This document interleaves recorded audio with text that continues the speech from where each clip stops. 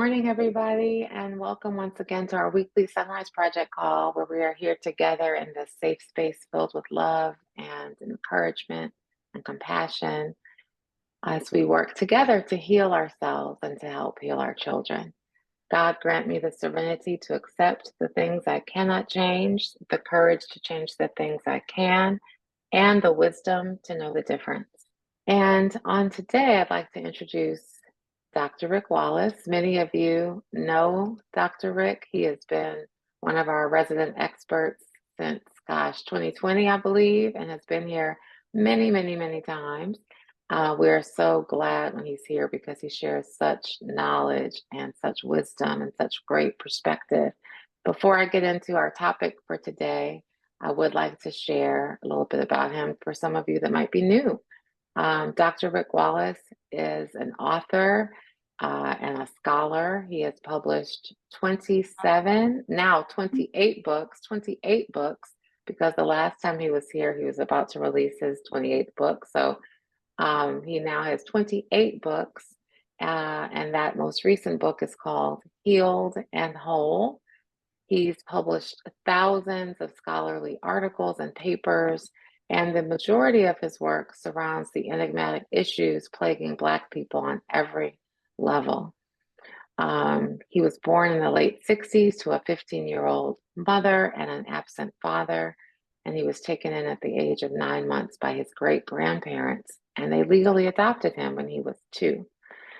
Dr. Wallace is the proud father of 13 children, and he has an incredible 5-year-old grandson who we got the pleasure of meeting as well a few years ago, because I think he was 2 when he popped into our call, and so he is now 5. And today's topic is going to be dealing with the father wound. And before we get into that, I want to share that the last time Dr. Rick was here was in April, when he shared, as we had an open and heartfelt conversation. And I remember distinctly that session being engaging and interactive and really powerful, as Dr. Wallace talked about being whole, being worthy, being loved, and being present. And today it's Father's Day. And while many of us say Happy Father's Day, as I opened up when I was talking to Dr. Rick earlier, my opening line was Happy Father's Day. But it's not necessarily a happy Father's Day for many people. So our topic today is the father wound, moving through grief, guilt, regret, disappointment. For some, it might be abandonment. For some of us, our fathers were incredibly present, but they're no longer with us. For some of us, our parents may have been there physically in the home, but emotionally absent. It could be a first Father's Day without your father, because they may have recently transitioned. And then there are fathers that may not have relationships with their children for whatever reason. So today, this topic and this session is about centering us, all of us, and having conversation with Dr. Rick about the father wound. So I'm going to turn it over to you, Dr. Rick. And once again, thank you for being here. It's always a pleasure. Thank you for having me. It's always a pleasure to be here. And first and foremost, to all the men who may or may not be on, or who may see this in the replay, happy Father's Day. The father wound. I think one of the things that has contributed to my success in the work that I do on multiple levels is it seems to tie into my personal life. I never knew my father. I'm pretty sure I've shared that before. When I say I never knew my father, the first time I saw him was at his wake. And up until that point, and I was 14 years old, and up until that point, um, there were all these hopes. The fact that every time I was supposed to meet him, something would happen and he wouldn't show. There were those hopes that one day we're going to connect and all this is going to be behind us and we're going to do all of that. And I watched that descend into a grave at the age of 14. And you talk about this wound. this wound, I think we have to understand that when we talk about this wound, fatherless boys become fathers.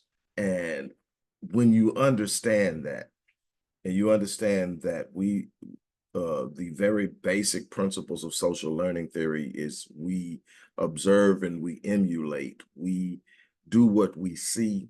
Um, and when there's no one emulating it within your immediate periphery, you have these gaps and you have these things. And we love to laud and praise the ones who seem to have, with no example, achieved great levels of whatever it is they do. And in this case, fatherhood. He didn't have a father. His father was absent. He grew up, with a teenager and all these different things. And we look at what they accomplished and we laud them, but we fail to realize that the average situation doesn't turn out that way. We need to understand that the exception isn't the rule. And even in the exception, there had to be a lot of things at play that made that possible, because it doesn't happen in a vacuum. But when I share my story about not knowing my father, one of the things I tell, my first book is The Invisible Father, Reversing the Curse of a Fatherless Generation. I think book number 26, I think it's 26. Sometimes I get it mixed up, but book number 26 was the second version. It took a while to get back to it, but it needed to be readdressed. And it's basically, the first one is the Invisible Father, Reversing the Curse of a Fatherless Generation. The revisit is The Invisible Father, Legacy. And these things are important. And I remember when I started to write The Invisible Father, and I did it because it flowed differently. And anybody who journals and types knows the difference between writing each way. There's a different Yes. experience. Hmm. And so I wrote that book by hand. I didn't use the keyboard. I typed very efficiently, but I used my pen. It was more laborious, but it was so important for me to feel that. And in doing so, I realized that all of the things that I had done since my father had passed, that would be considered success, the accolades and achievements that people were patting me on the back for, was me trying to prove to a dead man that I was worthy of his love. And those are the type of the wounds Wow. we carry. Is literally, I'm in my 30s and I'm still trying to prove to him, look what you missed. I'm still Mm. trying to show that I deserved what you didn't give me. And that book was so cathartic. And it gave me some insight into what our young boys are feeling and what they grow up as young men, as men and feel. Now, imagine having that wound in the absence of not having a father in that place. Now, the important thing that I talk about when I'm lecturing on this is it I didn't have an absence of a father figure. I had one of the most powerful men, the man who I literally scale and measure my life against, in the home with me. My great grandfather was extremely strong, born in 1909, the son of a sharecropper, and he was there. But I promise you, for every man that's got that, whether it's a stepfather, whether it's, whatever, it's good and you appreciate it, but it's still so many questions attached to, who is this guy that isn't here, and why isn't it here? Now, as I got older, I understood that he had his own demons. He had his own things. No man who is whole and healthy is absent from his kids without something being involved or interfering with it. Whether Hmm. it's prison, whether it's being at odds with the mother, whatever it is, or maybe he's so broken that he can't even deal with him. And in some instances, it's best that he's not there, but it doesn't change it, the way the child is going to feel about it. And so all of these things are going on, and talking about the anger. The anger is the first thing I felt after I found out that he was dead, because at that moment, every hope, every vision, every dream, every idea of what it was going to be like when my dad finally showed up was dead. It was gone. It wasn't ever going to happen. And at 14, I'm wrestling with this. And, you know, my temper went to another level. The beautiful thing about it is, and these are the things where I tell you that the kid that doesn't have it, that finds a way to do it, Mm-hmm. doesn't do it in a vacuum. I had teachers. My matter of fact, the reason I wrote the book, The Invisible Father, was because in the 11th grade, my coach's wife was my journalism teacher. Mm. And Miss Leonard just passed away like 2 years ago. But and we stayed in touch with her, but she is I can just name so many people she impacted, who are prominent in the community in doing things to give back. But I remember her and him, my coach, picking me up because you gotta say there's this big gap in generational, there's a generational and an age gap. And they were, you know, younger, they were probably in their early 30s. So they would scoop by and pick me up, um, and keep me over the weekend, take me places, do things with me. But she knew the story. And so she stood up and said, I want you to do research on absentee fatherhood, and I want you to write an article. The name of the article was The Invisible Father. And I And wrote, that became your first book. right. Mm-hmm. And so she basically um, encouraged me, got it published outside of the school newspaper, a couple of other publications. And it became a pretty big thing for a minute, but it opened up. That was one thing. And it was other people that just stood up and came in and spoke. And the importance of the village is something we're missing. Mm-hmm. Mm-hmm. There was a village that wouldn't let me fall. There was a village that pulled my coattail when I could have easily went the other direction, just on Mm-hmm. anger alone, Right. just on, you know, why do I need to be this when he didn't care? And not realizing Mm-hmm. all the other people that cared. And so that one of the ways that we navigate the anger is in the younger sense that it's important for the parents, the aunties and uncles, the teachers, the people that are around a person when you see them laboring and struggling. And it's so important for us as men to see younger men who don't have what we know they need to sit up and say, hey, let me talk to you.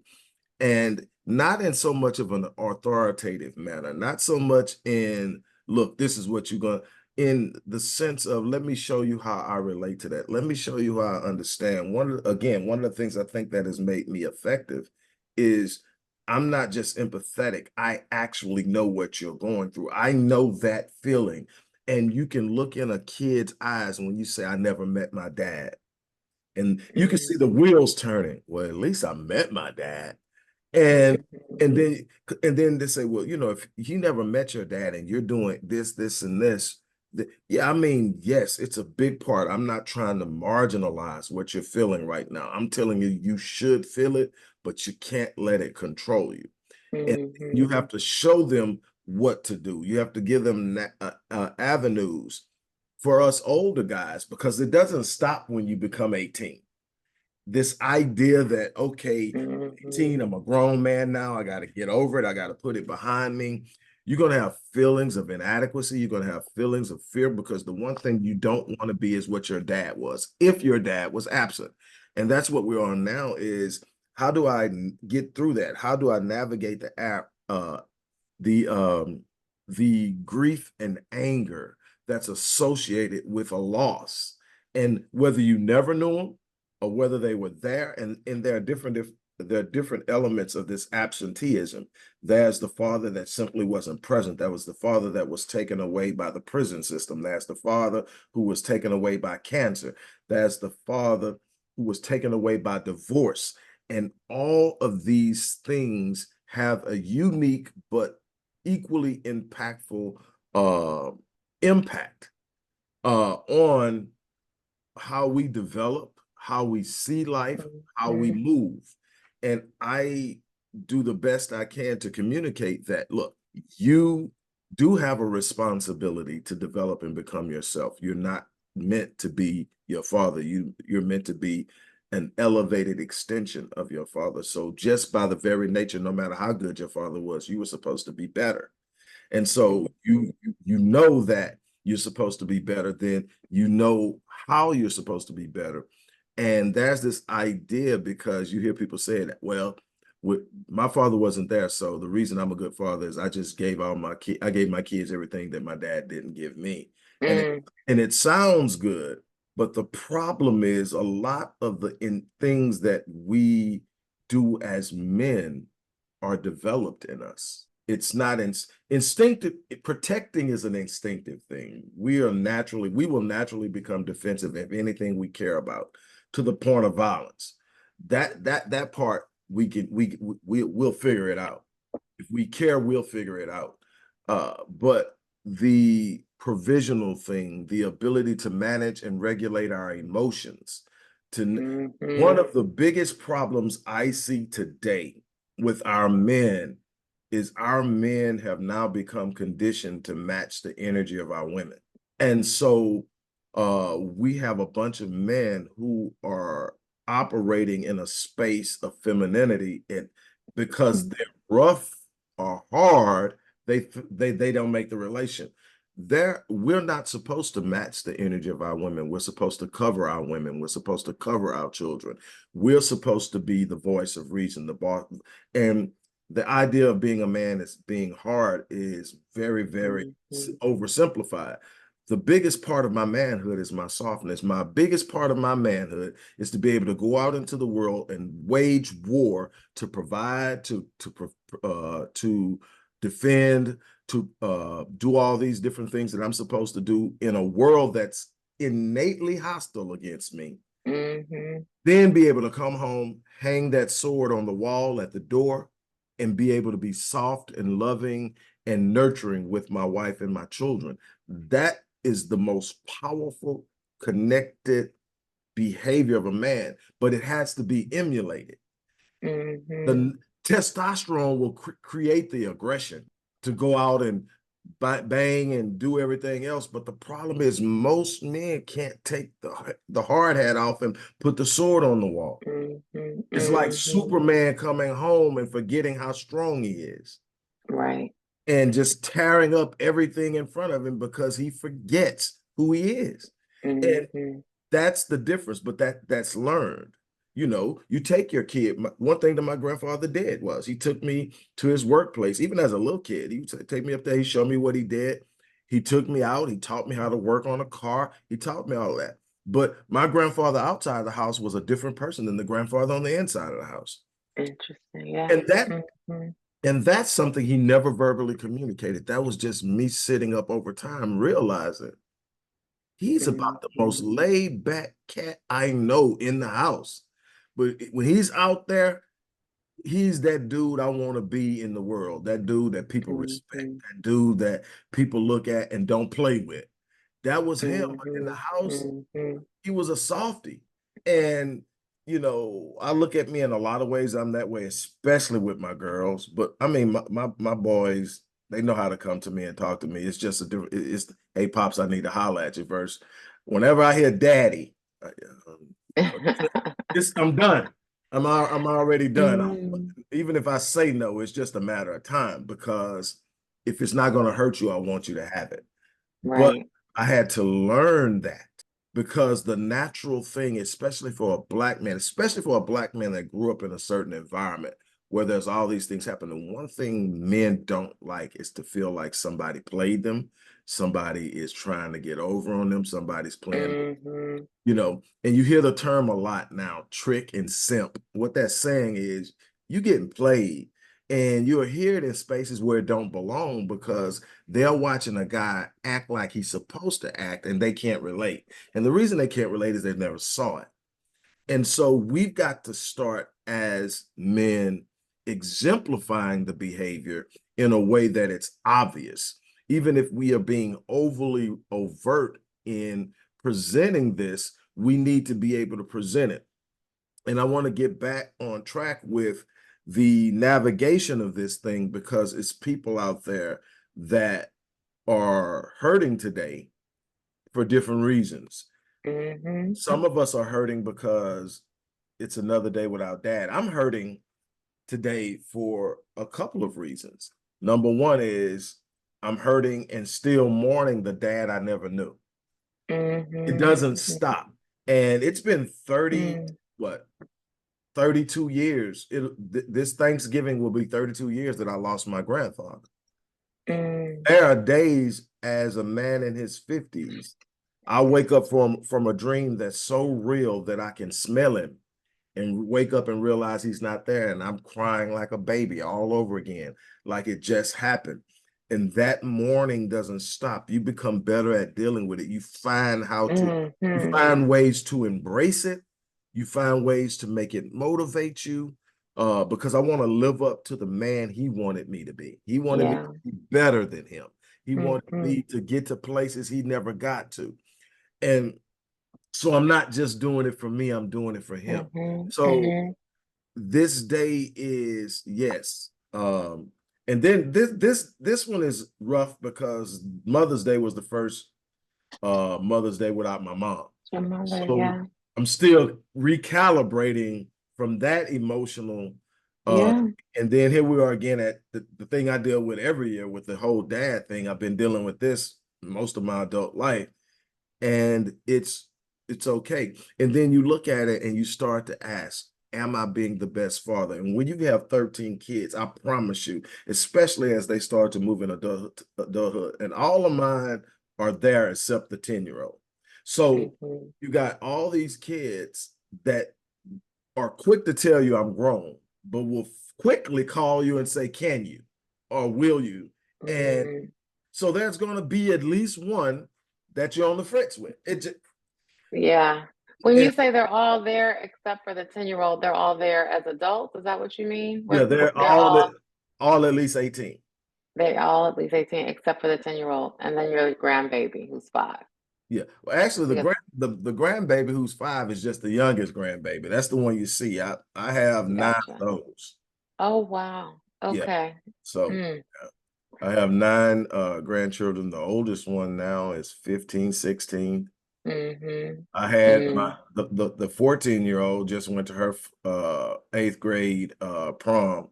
That's great. It's crazy. It's like I've just seemed like yesterday I was sending the wow, she's 20 now. Paris 20, sending her to the prom, 8th grade prom, and now she's in her going into her junior year of college. That's It just amazing. it goes so fast. Mm-hmm. But Mm-hmm. yeah, so what I want the men to understand, and women, it's important to understand that no matter how we present, there's a part of us that can hurt. There's a part of us that is fragile. And a lot of times, the ruggedness that you get from us is Mm-hmm. our way of defending our fragility, the way of Mm-hmm. hiding what we really feel. And that is of the utmost importance in being an aid in helping us be the best version. Because I am a strong believer that the home, the community, the country, the world will only get as high as our women spiritually elevate us, because that's what you guys do. You elevate us spiritually, you elevate us emotionally, you carry our visions in your spiritual wombs. You do all these unbelievable things we cannot do without you. But we will also only get as far as our men are capable of physically leading us. And we have to be aware of the wholeness, which is one of the reasons I am so grateful that you guys are allowing us to do this Brothers Unfiltered thing Mm-hmm. on Thursday, because the common notion is men don't cry, men don't get emotional, men don't have feelings, um, that real men don't need help. Mm-hmm. And every time I hear real men, I know something dumb is coming after it, because all of these social ideas or social notions about manhood with no real true. I'm real big and on creating a universal standard for manhood, so we understand. And I've talked about it. The 5 P's is a great place to start. I use 11 principles when I'm working with the young men that Black Men Lead. But the 5 Ps are protection, provision, promotion, and people that, what does that got to do with being a man? A man is not, when you see a man and he's using his family to elevate himself, he's out of line. When he's constantly placing himself at the top, he's out of line. He's the foundation. He's the part that everything in that house is built on. And a real man is elevating. Anybody that followed me when Marion and I were still together, or heard me talk about they know I constantly, and I still look out and speak highly and share, because that's what a man does. I'm going to elevate you. You will be known and respected and revered and looked at, because that's what I'm going to do. So it's protection, provision, promotion, and then priesthood. And no matter how you look at it, no matter what faith you claim, priesthood is, there are 2 different types of connections. I tell people all the time when I'm speaking that nobody is going to, in a home where it's a home of faith, nobody's going to outpray mama. That's what moms do. They pray. But nobody's supposed to have a stronger connection to God than daddy. Daddy gets the vision. Daddy gets the answers to the problems in the home. It's his job to solve them. It's his job to bring comfort. It's his job to bring a covering and peace. It's his job to create the security that even makes mama comfortable enough to do what mama does. Without the security that he provides, she will become a person trying to emulate who he is. And you got a bunch of our women in their masculine energy and don't even realize it, because they're trying to emulate and replace who is supposed to be there. But when he is where he's supposed to be, directly in line with what God wants, and he's communicating, she's praying over everybody. She done prayed for the grandbaby. She done prayed for the job. She done prayed for all that. He's saying, daddy is saying, what's the next move? How do I handle this? What's this? This is going on with baby girl number 3. This is going on with son number 2. This is going on. Tell me what to do so that I can do what you put me here to do. And that priesthood is what creates the environment that propels the success of everyone in that home. Finally, there is profit.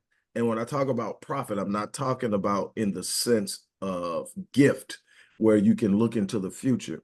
I'm talking about the things you speak into the lives of those you are responsible for. Speak into the life of your wife. Speak into the life of your children. Tell them things about themselves that they don't see yet. Because as you speak into them, you declare. What you declare shall become. And that is the power of, I tell people all the time, I've watched this in my own family. One of the things that I do with my daughters, and I've done it all. I got busted because I have so many daughters, but I've done it from day one. But what I would tell my daughters, no matter which one it was, I see them, and if I catch them alone, it's like, hey, come here. Who's the most beautiful girl in the world? I am, daddy. What can you do if you put your mind to? I can do anything I want to. The sky's the limit. And I could do that 3 or 4 times with the same daughter. If I pass you and you're not with your siblings, I'm going to pull you aside and I'm going to tell you that. Eventually, I got busted. But then I explained to them that each one of them were the most beautiful girl in their own way. And I explained to each way that you're the most beautiful. What happened is, when you declare that thing, when you speak that thing, it's powerful. Plus, I've gotten a lot of pushback by saying this, and it's because there's so many of us out of alignment that we want something ascribed to us that may not necessarily belong to us, because we've actually had the role, especially single mothers. But I've said this all the time: the father's where the children get their identity. And there's a reason why the family carries the surname of the man, but it's because the father gives the identity. I'll give you a prime example, and this is why I brought up the whole thing with my daughters. I have watched more than once one of my daughters going through a moment, and I don't like this. Oh my God, this looks ugly, whatever. And mom is in there just going, oh my God, you're gorgeous, you're gorgeous, you're gorgeous, you're gorgeous, you're gorgeous. No, no. And all I have to do is walk in, oh my God, you're beautiful. And it's like clockwork when she hears that. And then the other thing is, it prepares her to expect it. So now, not only does a boy saying you're fine, you're beautiful, you're all this, not knock her off her keel and blow her mind, but she's Mm-hmm. and Mm-hmm. and she moves differently, and she also will not allow social constructs to determine her beauty or her intelligence or all these Mm-hmm. different things. And so it's really important for us to know that we're prophets. We speak into the lives of the people, and Mm-hmm. the Bible says you shall declare a thing and shall be established for you, and that the light will shine on your path and you will have great success. It's extremely important to know these roles. Are we doing that? And then finally, one of my uh he's actually my pastor, but we've become extremely close back in the 90s when I was young, and he was on me about what I really need to be doing versus what I was doing. And we had a conversation, and the conversation was me actually trying to shift him off of me onto somebody else because he was on me. This is when I was getting the tattoos, getting my ears pierced, and all Mm-hmm. this.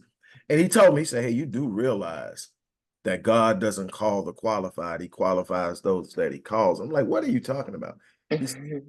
all the things you're doing that you think are disqualifying you to do what God has sent you to do is actually preparing you to be in front of the people He sent you to work with. And I said, "Okay, what do you think about this new guy that just came to the church?" Mm-hmm.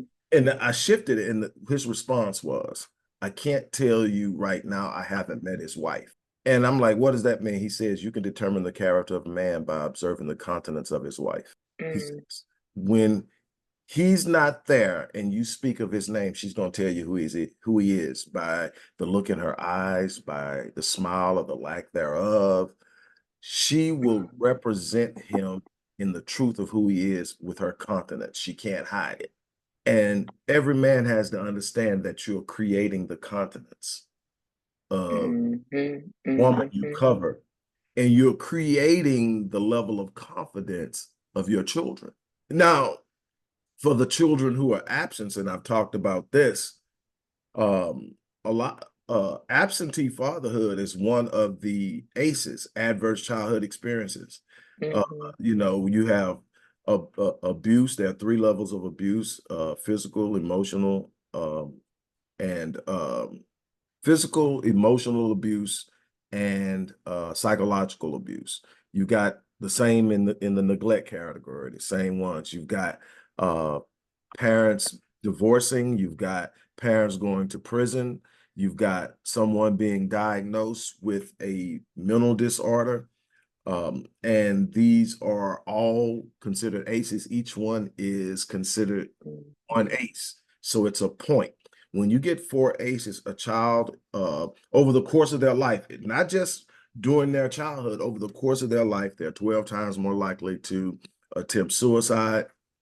They're 3.5 times more likely to develop ischemic heart disease, which is the #1 killer in America, lupus, uh, type 2 diabetes, cancer, just some of the long-term health outcomes that's directly associated with these negative impacts. And so not having daddy in the house, whether it's prison, whether he died, whether he just ghosted, it's going to have an impact. This means right out the box, I got one ace. So then what we have to do is try to balance that. We can't stop the fact that that's an ace. That's an ace, and that's never going to change. So then what must we do?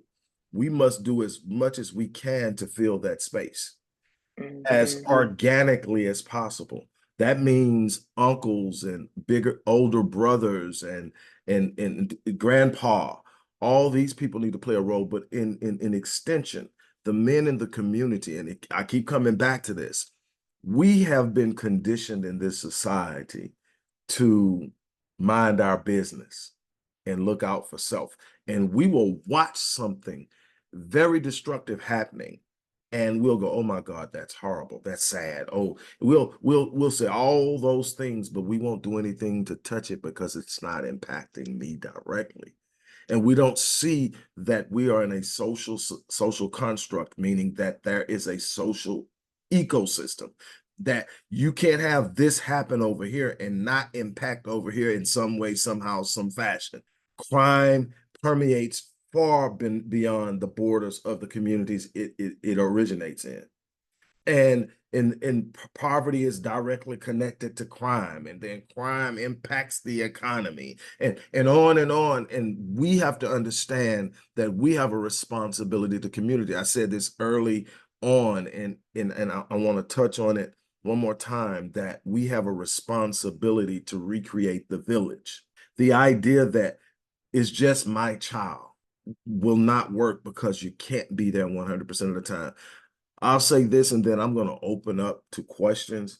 But I remember growing up in a community where no matter how far I got away from the house, everybody knew everybody. And everybody didn't have the same values. I by far had the strictest parents, and you can understand why. Mm-hmm. My parents are my grandmother's parents.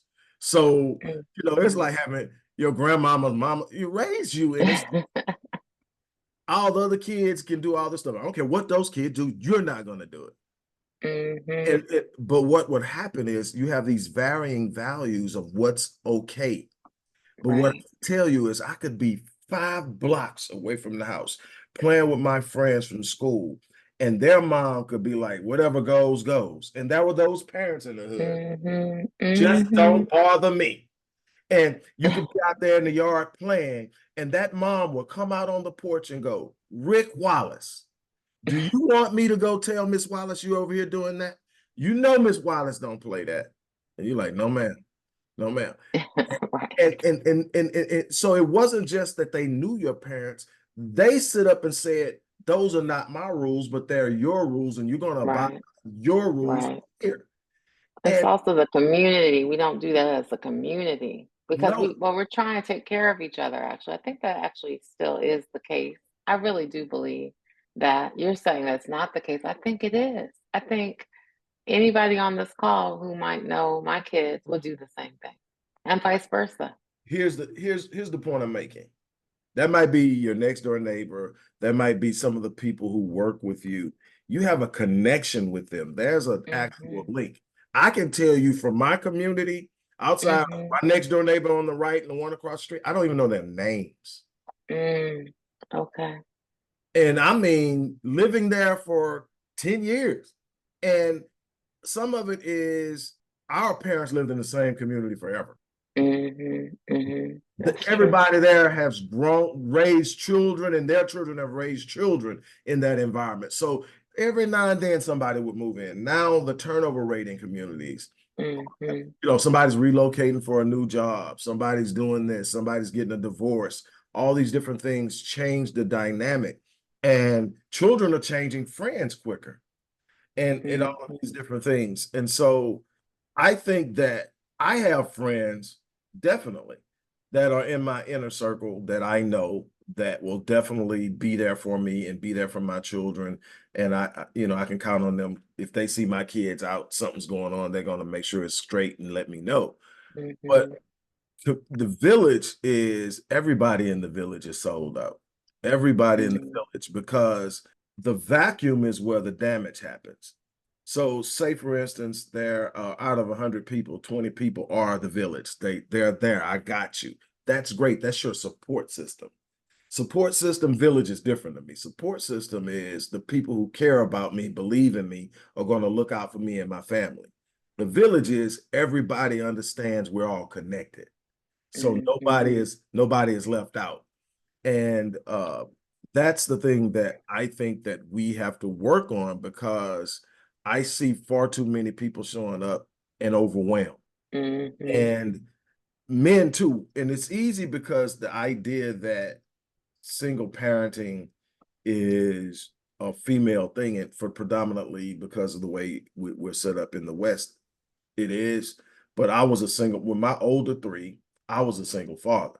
Hmm. And the understanding that there's a void in the house. I think it's more prevalent when you're a man, because it's you're constantly reminded every time you take your kid somewhere that it's abnormal. You're the and so you gotta Hmm. know something's not right here. I need to try to find a way to make it as right as possible. I think that it's so common now to be a single mother Hmm. that it's just what we do. Yeah. We and I think that you have to be aware of the fact that not just the son. but the daughter is struggling too. Yeah. The sense of her identity, the sense of her covering, the sense of her safety. And this is that thing that I think we have to focus on is what are we producing? I said this at the beginning. Fatherless boys become fathers. Mm-hmm. And how do we ensure that they become fathers that are prepared to be fathers versus just someone who planted a seed and now is winging it? And me and the guys had this conversation yesterday uh, at the cigar lounge, and there's a difference from being prepared to do something and winging it. And one young guy, the youngest guy in the conversation, said, far too many people are winging it. We're winging it Yeah. in parenthood. We're winging it in marriage. We're winging it in trying to create our businesses. We're just out there winging it versus saying, I need to really, truly be prepared if this is what I'm going to do. And I think that we as a community have to do that. We have to touch the men who are already fathers and adults. We have to provide them with the resources. And I'm hoping that what we're doing on every third Thursday with Brothers Unfiltered helps with that. We also Mm-hmm. have to work with children who are going through these things because we have to insulate that ace that they're experiencing. Right. Also have to be resources to our women who are trying to take on things they literally weren't designed to do. And my last thing, and when women take on things they aren't designed to do, I said this a long time ago, and it drew the ire of so many women. And I'm hoping I don't upset women now, but I need to say it, and it's out of love and it's out of concern. I literally cringe every time I hear the term strong Black woman. Mm-hmm. And the reason I cringe isn't because I don't think you are strong. I know how strong you are. But every time I hear the word strong Black woman, it's because she's being praised for doing something she should not be doing. And it's because men are not doing what they should be doing. And I get called simp. I get called a bunch of things because I'm going to call bro, I'm gonna hold women accountable, but I cannot hold a woman accountable when brothers are running amok. And Mm-hmm. my thing is, look, the bottom line is she's a strong Black woman because she's out there working 3 jobs. She's got the kids. She's balancing this, she's balancing that. But let me tell you something. Everybody has a design, everybody has a purpose. You're built for certain things. Our brains don't even operate the same. And so Mm-hmm. you're trying to take on something your brain literally isn't designed to do. That's a lot of weight. That's not a lot of neural manipulation that you have to figure out and work out. And it changes your personality. It changes who you are. And it's crazy. But the thing about anything from a shoe to a hammer to anything else, when you use it for what it's not meant to be used for, it becomes less effective in what it was designed to be. Right. Exactly. A, a, Mm-hmm. a shoe isn't meant to be a hammer, but you can hammer a few nails with it. But if you do it too often, it doesn't walk the same. It doesn't feel the same. You can feel the ruffles in the heel where you've made the Mm-hmm. hammering on the nail. It's not a great shoe anymore, and it doesn't really make a great hammer. But it was effective enough to get the job done. And it becomes now Mm-hmm. that's how you nail. No, that's how you nail with a hammer. Mm-hmm. And you'd be surprised how Mm-hmm. much better and easy it is to nail with a hammer. But this is what we do. We take ourselves out of the roles and designs and we roll into this whatever works for me thing. And nowhere in any social construct, we are mammals, meaning that we are social creatures, meaning that we are meant to operate within a social construct. And anytime, anywhere else outside of humanity, where you see a disruption in the social culture, you see a reprimand. Lions, tigers, elephants. Mm-hmm. Everybody has a social expectation of that. Right. On a roll. Right. Mm-hmm. And punishable, violation is punishable by up to death. Why?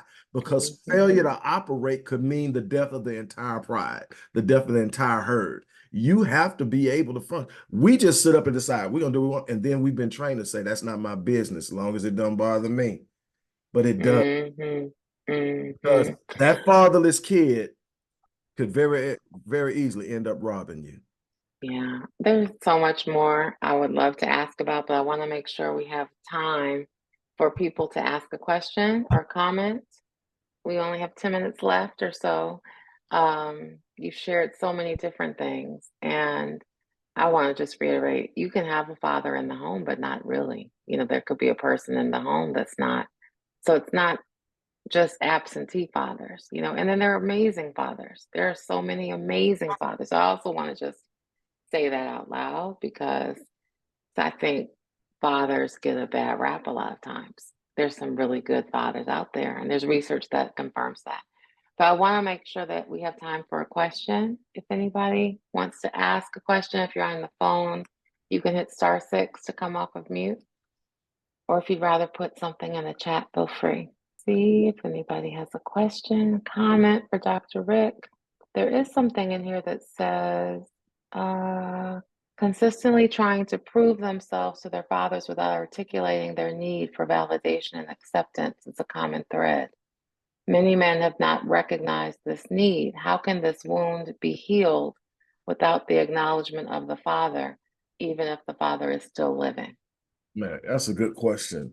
One of the most difficult things to do, male or female, but in this instance, we're talking male, is to get a person to understand that the process they're undertaking, in this instance, reconciling that dad wasn't what he needed to be, and that there's absolutely nothing you can do that's going to convince dad to be dad. See, just think about the dynamic of that for just a second.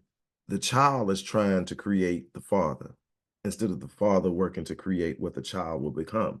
The child is trying to make the father be a father. The child is trying to make the father be more attentive, be more loving, be more assertive, and whatever it is that they feel they're missing from dad. And they're trying to do it, and it's out of alignment. And anything out of alignment isn't going to work. And the frustration that comes with trying to make something work that won't work will eventually lead to learned helplessness and frustration, and all types of other different things can flow out of that. The simple answer is, and it's not an easy one. I wish it was, but the simple answer is you've got to first come to grips that you are responsible for you at some point. The second thing is you've got to acknowledge that it's not your responsibility to make dad who dad is supposed to be. Your responsibility is to learn from what's in front of you, be realistic about what's in front of you, and then determine. I will tell everybody who's listening to this, sometimes your father isn't your biological father. Sometimes it's the coach. Sometimes it's the person you meet. I've had multiple fathers over the course of my life that just saw something and stopped and gave of themselves. And it wasn't a prolonged experience in many cases, short as a month, as long as a couple of years. But that's the beauty of this thing. Look for the surrogate. Find the surrogate, because God has a way of replacing what you lose. But you've got to have your heart open. You've got to be. We spend so much time trying to make somebody who is broken whole without understand. They have to want it. And the first part is be realistic. This is what it is. I'm not less because my daddy didn't have his stuff together. His identity doesn't automatically become mine. I get to choose who I am in this world, and I can be the antithesis of who he is. And here's the beautiful thing, and I can still love him while I do. Yes, absolutely. That part is very powerful. You can still love him. That's deep. Thank you for sharing that. Father's Day, as I opened up today, has different meanings. As I said to you, Happy Father's Day. It's not happy when you lost your father necessarily, or if you are perhaps going through a divorce and trying to still be positive and loving and compassionate because of the kids. So it can be a challenging day. Are there any other questions or thoughts for Dr. Rick? How can I get connected to the resources for a young boy? You can reach out to the SonRise Project, or you can email my support team at support at Rick Wallace PhD. I'll put it in the thing, but support at Rick Wallace PhD link, and someone will respond to you within 24 hours. And then we take, Absolutely. And but Dr. Rick works with young boys and older boys and men and families. He's worked with my family and has been phenomenal, and many others. So Dr. Rick is amazing. We also have resources, as he said, on our website at the sonriseproject.com or .org.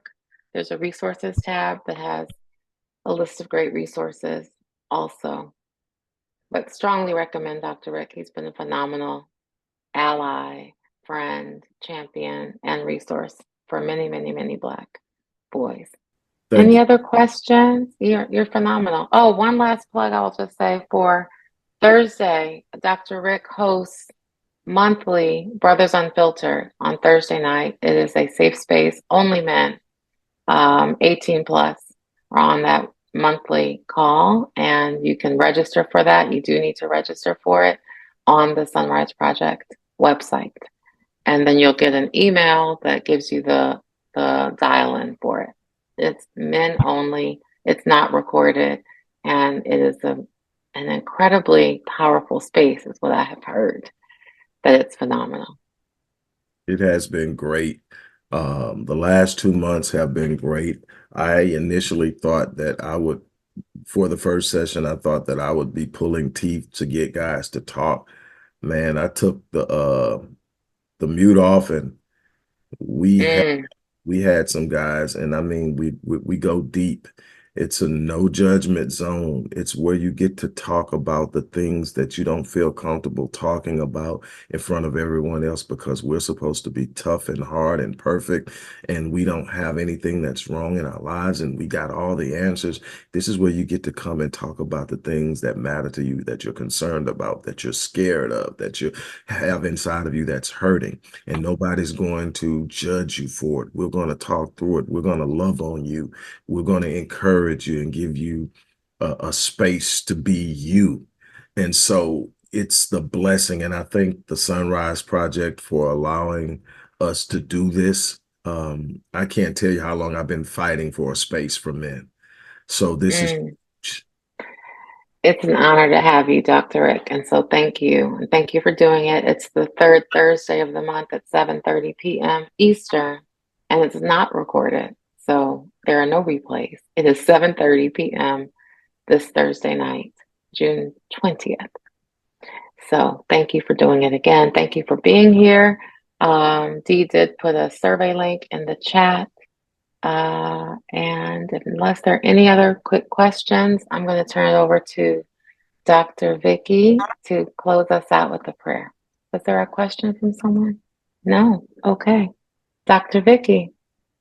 Dr. Rick, if we were in church, I would throw a shoe at you.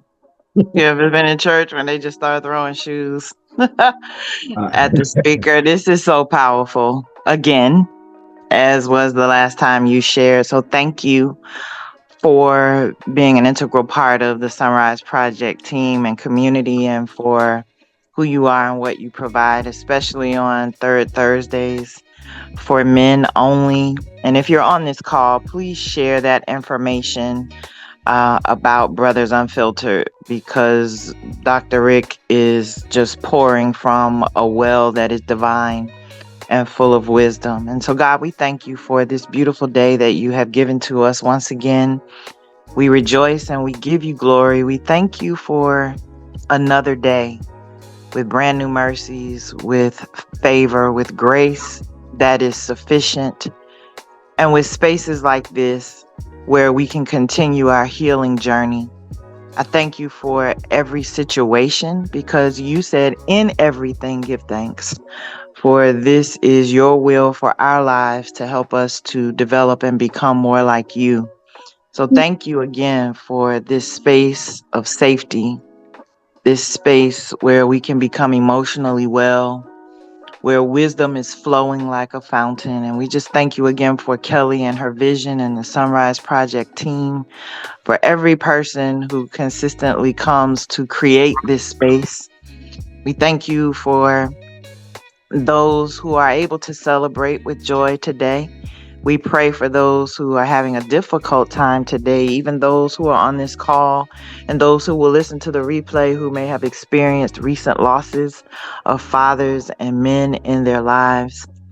God, you are God enough for all of it. And so we thank you for your strength, your comfort, your wisdom, and your grace. And until we meet again on next week, we give you glory for it. And thank you for the healing that's going to take place on Thursday night, and for the growth and the harvest that will come from the seeds that are deposited by Dr. Rick. Continue to bless him, bless his family, his children, and all that he puts his hands to do. We're grateful for it. And we give you glory for all of these things. In your name we pray. Amen. Have a powerful day, everyone. And Dr. Rick, thank you again for just the way that you pour into this space. We appreciate you. Amen. Thank you, Dr. Vicky. Thank you, Dr. Rick, and everybody that's here. Have a beautiful and blessed and safe day. Did you want to say something? I didn't hear that. I just said you're welcome. Okay. Thank you, everyone. Everyone, have a great day. We will be back next week. Take care.